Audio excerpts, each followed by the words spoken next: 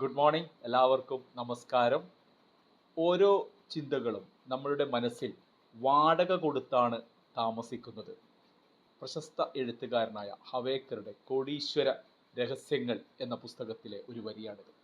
എത്ര മനോഹരമായ ഒരു ആശയമാണ്. അതായത് ഓരോ ചിന്തയും നമ്മളുടെ മനസ്സിൽ ഒരു വാടക കൊടുക്കുന്നുണ്ട്. ആ വാടക ചിലപ്പോൾ നമ്മൾ ചെലവാക്കും, ചിലപ്പോൾ നമ്മൾ എന്താകും, നിക്ഷേപിക്കും.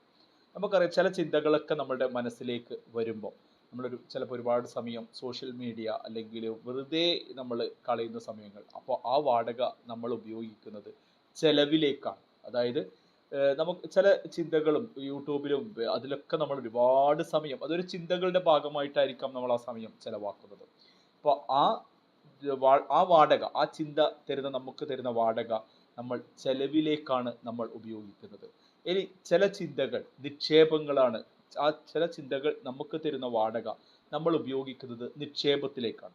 ഇപ്പം ഒരു ഉദാഹരണം പറയുകയാണെങ്കിൽ, ഒരു പുസ്തകം വായിക്കുക, അല്ലെങ്കിൽ ചാരിറ്റി പ്രവർത്തനം.